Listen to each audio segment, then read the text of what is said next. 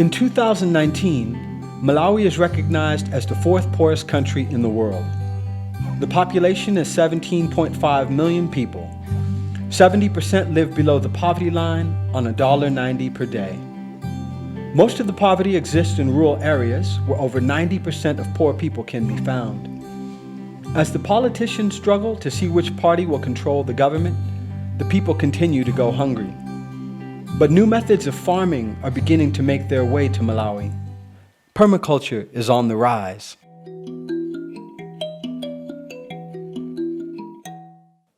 Permaculture means permanent agriculture.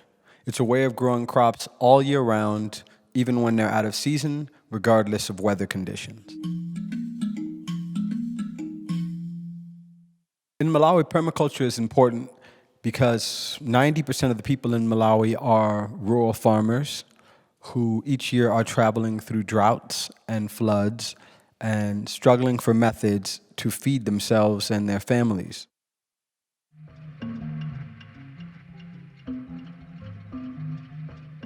The goal of this project is to take 10 villagers from Mangochi to a permaculture paradise, which is near the Zambian border, where they'll learn the basic principles of permaculture through Luwayo, Biswick. I met Luwayo Biswick online. I was searching for Malawians who were interested in permaculture. He was the youngest one I could find. My goal was to work with someone young enough to have a new vision for Malawi. My father, who was the first Minister of Education in Malawi post-independence in 1964, had a vision of sending young Malawians into the world to bring back new ideas. Luwayo has been abroad in places like Germany, learning about permaculture, but he comes from a family that struggled like most Malawian families. He was one of 12 children. In Malawi, that pretty much guarantees he has known hunger firsthand. Luwayo actually believes that permaculture can end poverty in Malawi. He also believes that by using permaculture systems, Malawians can change their relationship with the earth and take part in ending climate change. I believe him, and I believe in him. Luwayo Biswick is also a musician, so we've talked about connecting permaculture and music. In Malawi, most of the people who we are trying to introduce permaculture to are illiterate.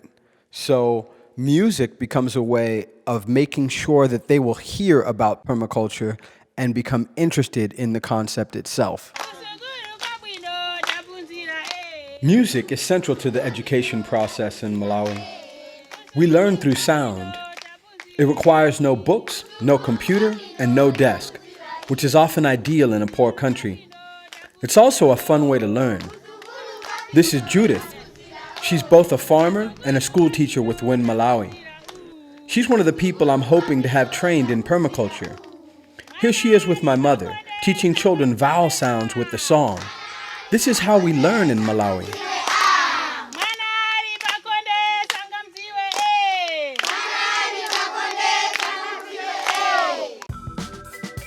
I've just released a new album called Masauko.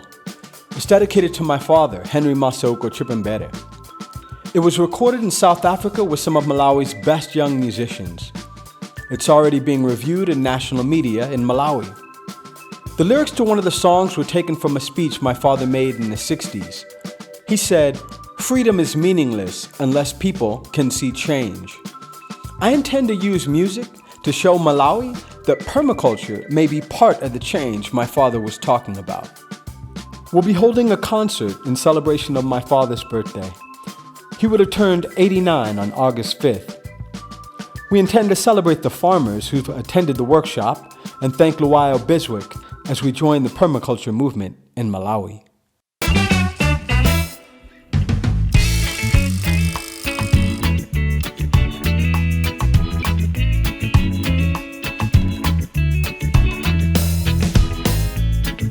Freedom is meaningless unless people can see change. Freedom is meaningless unless people can see change. Make it visible and tangible. We've been suffering. Today we must enjoy some liberty. That's just what we need. And this is what we want to see. Break the old shackles. This is what we want to see. Break the old